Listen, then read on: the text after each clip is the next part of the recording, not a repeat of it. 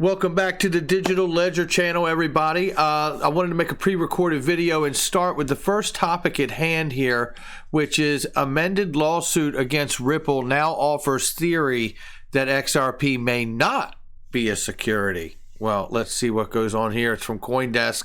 An amended complaint against Ripple has been filed by XRP investors in a long-running lawsuit involving allegations of breaches to U.S. security laws.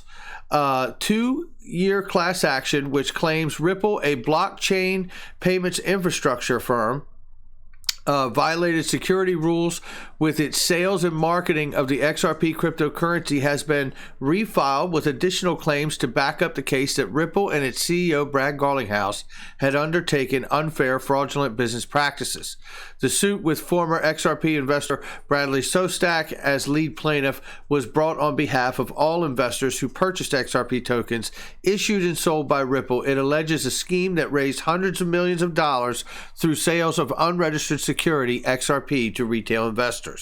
According to court document filed on March 25th, see below, a sixth claim for relief asserts false advertising in violation of California business law. Notably, this amendment appears to see the plaintiffs hedging their original case, stating this claim is made under the alternative theory that XRP is not a security.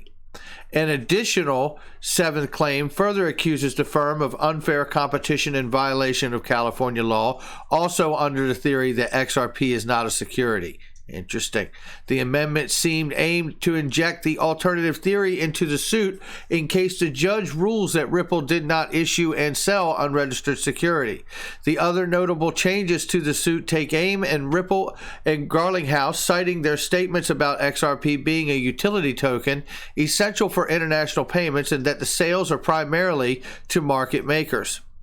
However, as discussed above, more than 60% of XRP is owned by Ripple, and none of that XRP is used for anything at all, other than to be sold in the future to invest, the plaintiff claims.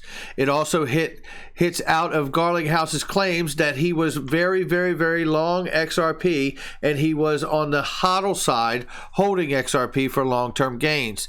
That the filing states was false when made, as throughout 2017, Garlinghouse sold millions of XRP on various cryptocurrency exchanges. Review of XRP Ledger indicates that Garlinghouse sold at least 67 million XRP in 2017, and that he sold any XRP he received from Ripple within days of such receipt. Plaintiffs had the option to refile amended claims under California law within 28 days of previous ruling. U.S. District Judge Phyllis Hamilton in North District of California ordered in February that the suit could proceed to trial. The action could include claims filed under federal law, but Judge Hamilton dismissed some of the claims filed under California state law, prompting the refiling. The order followed a hearing held in mid-January between the plaintiff Bradley Sostak and the defendant Ripple, its XRP2 subsidiary, and the CEO Garlinghouse. And here you see the actual filing here. And you guys can obviously find this on my Twitter at @BackupBradley, BAKKUP, Bradley, LEY, no spaces. And I'm just scrolling through some of this here so you can see the entire thing is laid out here for you to read. I'm not going to go through the entire piece. However, I do find it funny that in order for the plaintiff to cover their tail, they now have taken a position that XRP may not be a security at all.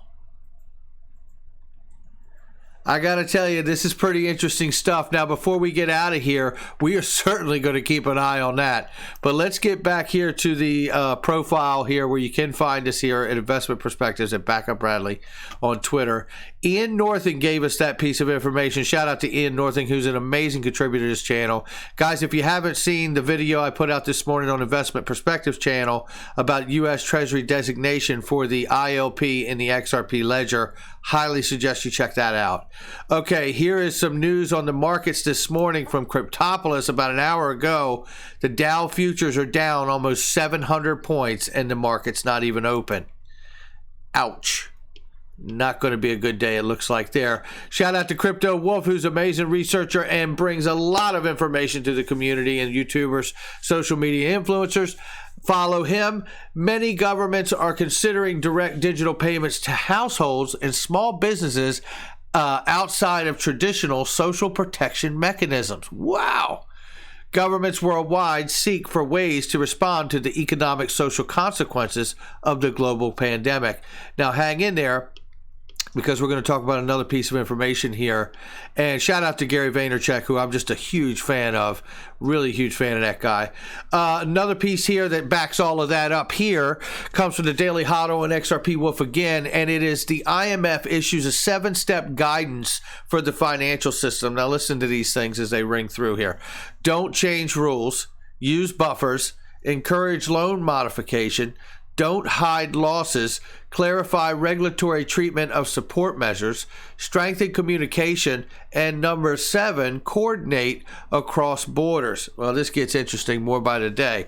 Now, I'm not going to read that there, but I think we can all surmise from the list of bullet points there that the coordinate across borders is very significant to a company called Ripple, who uses an asset and a ledger XRP. Now that is pretty incredible. Now what will happen about that? We don't know. What will they do? I don't know. One thing I do know is none of this happens when we want it. It happens when they need it. But I'll tell you, the current situation of things that are happening around the globe, it looks like we may not be far from when they need it. This was in from Just a Tip XRP, who had this here, and it was a picture of the topology here. 970 nodes as of March 31st. Isn't that a beautiful picture? God, I love that picture right there. Yeah. Doesn't exactly look like a network that's about to collapse now, does it? Okay, Peter Vass. Shout out to Peter Vass, who's amazing. Bitcoin futures market backed in CME traders bet against retail investors. This is originally from AMB Crypto. This is interesting because, you know, this is the back and forth. Now, this is starting to sound like an article you would find in the traditional markets now, isn't it? Institutions betting against the retail speculator. Yeah, the market's growing up quickly, so keep an eye on those kinds of things that are happening. As bad as that may be as a point in the argument or a point in the conversation of the article, I tell you, it sounds like maturity happening to the space overall. Shout out to Jim Hyatt, who's showing us here that they're showing true market cap on Ripple.com, which is fantastic. You can check that out. And here from Cobus Low is a snapshot of the amount of flows happening right now, and it shows 5 ODL markets here, and it is 17.65 billion USD, and then 8.19 here listed under network transaction fee at 0.00000021. Now, if anybody can do it for cheaper, let us all know, because I don't know where you're going to find it. And finally, one more here, which is pretty cool, from XRP Crypto Wolf, just to bring you guys up to date on the things that are happening daily while we discuss the back end on other videos here. Spring develops wallet now supports Interledger Protocol Stream, which enables developers to integrate streaming payments into their app using testnet XRP. I mean, this is pretty exciting stuff. Let's see. Spring also proposed a new XRP ledger Optin privacy standard called blinded tags. Yes, that's correct. Nick Bogelis has been working on being able to have blinded tags where you can eliminate the need for having the address and the tag and just the address only. Here it is right here.